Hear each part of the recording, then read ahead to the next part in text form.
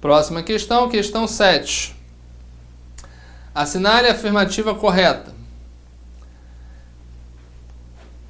É vedado ao servidor público civil o direito à livre associação sindical. Aí você percebe que o cara, né, mais uma vez utilizou o mesmo dispositivo, você já vai ter duas marcaçõezinhas aí no seu artigo 37, inciso 6 da Constituição Federal. Tá? Não é vedado, ele só inverteu a maneira de abordagem, mas é livre ao servidor público civil o direito à livre associação sindical, autorizado pela Constituição 37, inciso 6. Então isso aqui está fora, a partir dessa palavra vedado. Letra B. A lei reservará percentual dos cargos em empregos públicos para as pessoas portadoras de deficiência e definirá os critérios de sua admissão. Bom, aparentemente ele copiou e colou aqui o artigo 37, inciso 8 da Constituição Federal. Então, provavelmente, esse aqui vai ser o nosso gabarito, né?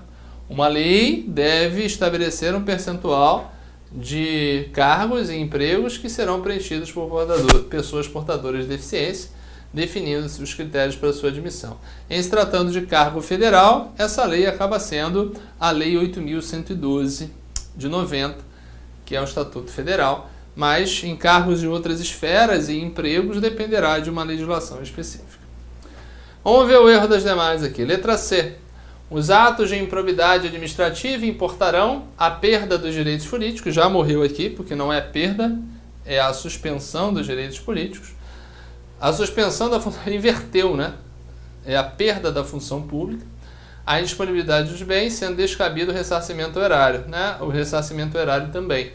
Então, você vai... É a previsão constitucional. Artigo 37, o parágrafo 4º da Constituição Federal, né, sem afastar a responsabilidade penal que pode ser incutida também ao servidor que comete atos de improbidade administrativa. Então, a letra C está errada em diversos pontos. Letra D. As pessoas jurídicas de direito público e as de direito privado, prestadoras de serviços públicos, não responderão pelos danos que seus agentes nessa qualidade... Ele só teve o trabalho de colocar o não aqui, né? Porque é justamente o inverso. Artigo 37, parágrafo 6º, que vai deflagrar a regra da responsabilidade civil objetiva para as pessoas jurídicas de direito público e de direito privado prestadora de serviço público, a afastar a necessária demonstração de dolo ou culpa por parte do agente que comete o dano, em se tratando de uma indenização que se pleiteia junto ao Estado. Ok? Mas é um tema específico da matéria. O cara está trabalhando aqui, percebe-se claramente que ele está trabalhando com o copiou-colou do 37. Vamos em frente, fechando, identificar o erro. Deixa eu apagar aqui para não ficar confuso.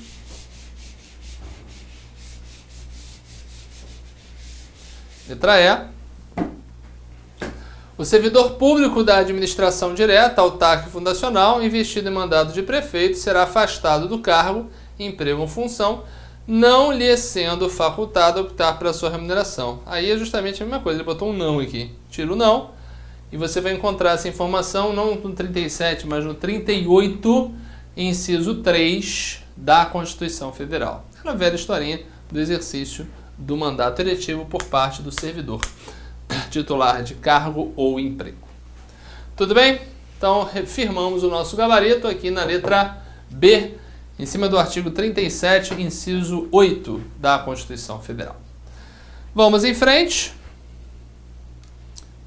Questão número 8.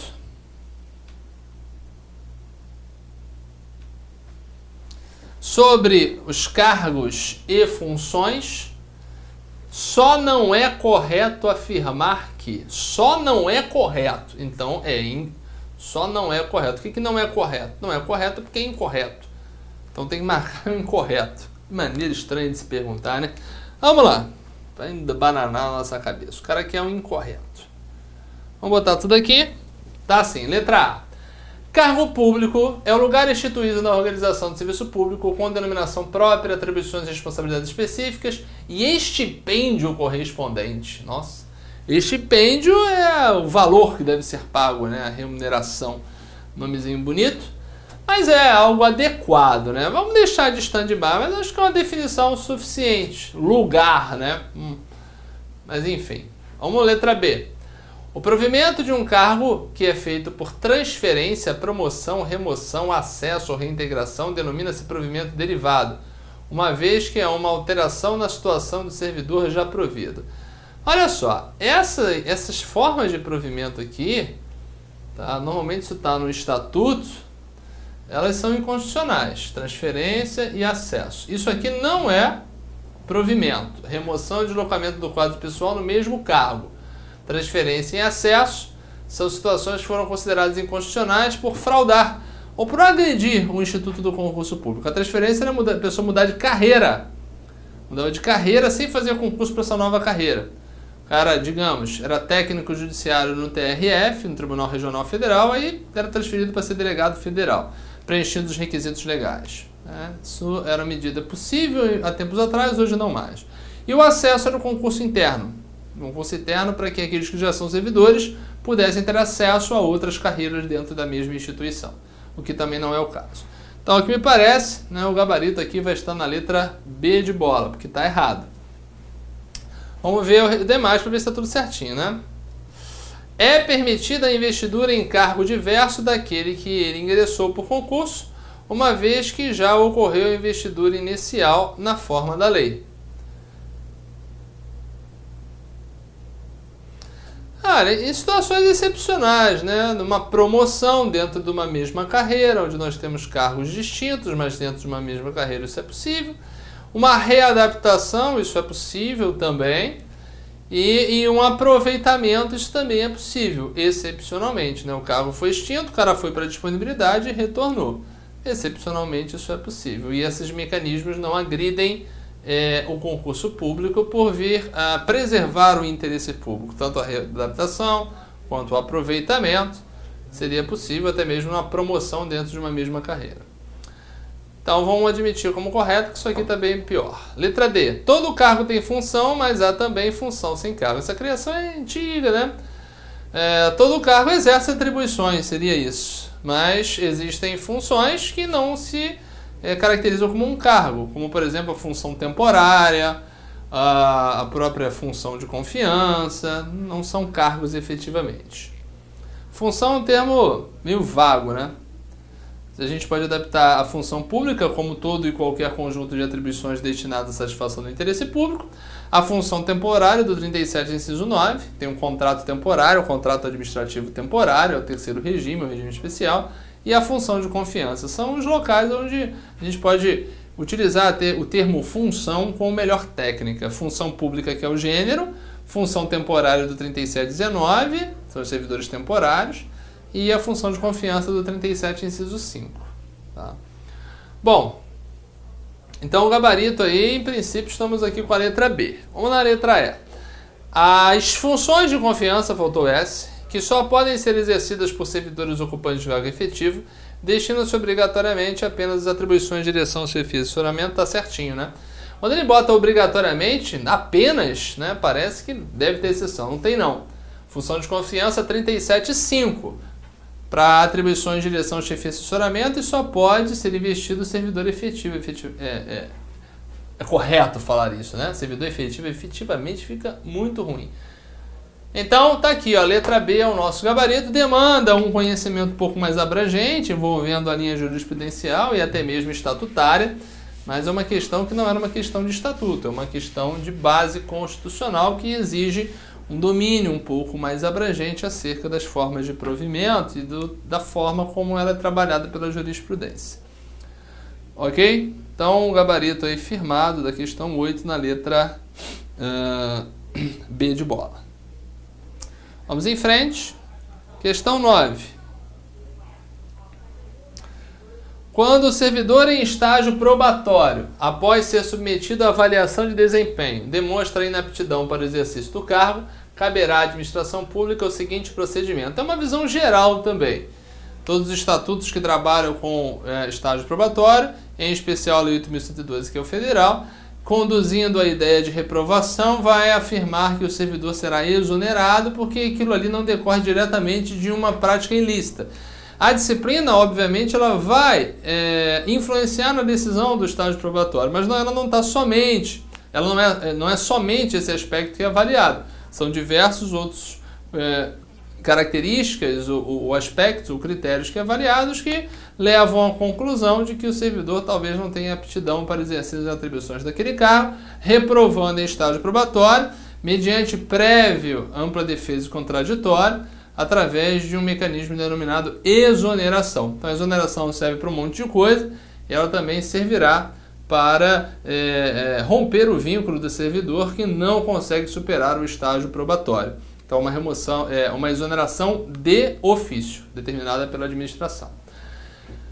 Então, vamos ver. Colocá-lo em disponibilidade, não. Remanejá-lo para outro cargo do mesmo nível e com a mesma remuneração, também não. Demitido após conclusão de inquérito disciplinar, não. Exonerado após as formalidades legais de apuração de sua capacidade, de seu direito de defesa, seria esse melhor aqui. Melhor abordagem, melhor solução na letra D. E conceder novas chances de atuação e nova avaliação de desempenho, não há essa previsão. Então, isso é uma visão teórica, né, do período probatório, em que a exoneração acaba sendo o mecanismo adequado a essa ruptura no âmbito de um processo onde se confere ampla defesa contraditória. Beleza? Não é algo trabalhado pela Constituição, e sim pelos estatutos e pela teoria geral sobre o tema. É um cargo, deixa eu ver, de prefeitura, né? Então, levou em consideração provavelmente uma teoria geral ou um estatuto específico de prefeitura, que não é o caso porque ele não faz menção aqui a esse estatuto.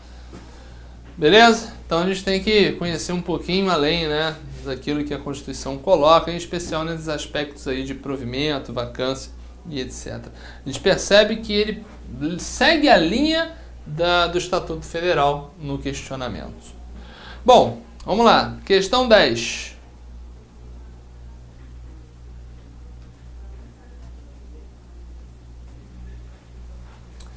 No que concerne as regras sobre a administração pública previstas no capítulo 7 do título 2 da Constituição Federal, é correto afirmar. Letra A. O acesso a cargos, empregos e funções é vedado aos estrangeiros? Pelo contrário, né? Os estrangeiros eles podem ter acesso desde que previsto em lei, na forma da lei. E, por exemplo, a Lei 8.112, que é o Estatuto Federal, vai prever lá no seu artigo 5º a possibilidade de estrangeiros em universidades e instituições técnico-científicas desenvolvendo atividades de magistério e na área técnica científica. Então, estrangeiro pode. Lembrando, estrangeiro não é brasileiro naturalizado, não. Estrangeiro é estrangeiro, o cara não é brasileiro, tá? Então, é vedado? Não é nada vedado. É na forma da lei, então isso aqui está fora. B. As funções de confiança, viu que ele gosta disso, né? A banca gosta das funções de confiança e independe de concurso público, sendo consideradas de livre nomeação e exoneração? Não. Elas são de livre designação e dispensa. Livre nomeação e exoneração é cargo em comissão. E, enfim, independe de concurso público realmente, mas só podem ser investidos por servidores efetivos. Então, o cara que entrou por concurso no cargo efetivo, que pode ser designado para a função de confiança. Você anota aí o artigo 37, inciso 5 da Constituição Federal. Letra C. É expressamente vedado ao servidor público a associação sindical. Muito pelo contrário, é livre. Artigo 37, mais uma vez esse tema. Artigo 37, inciso 6. D. Somente por lei específica poderá ser criada empresa pública e autorizada a instituição de autarquia. É o inverso, né? Lei específica cria autarquia e autoriza a criação de empresa pública, sociedade de economia mista e fundação pública. Então tá fora. E letra E. Os atos de improbidade administrativa acarretarão, dentre outras consequências, a suspensão dos direitos políticos e a perda da função pública, dentre outras consequências. Existem mais duas na Constituição, que é o ressarcimento ao erário, né, restituição dos danos causados, e a disponibilidade de bens. Anota aí artigo 37, parágrafo 4º da Constituição Federal. Beleza? Então vamos em frente para as demais questões.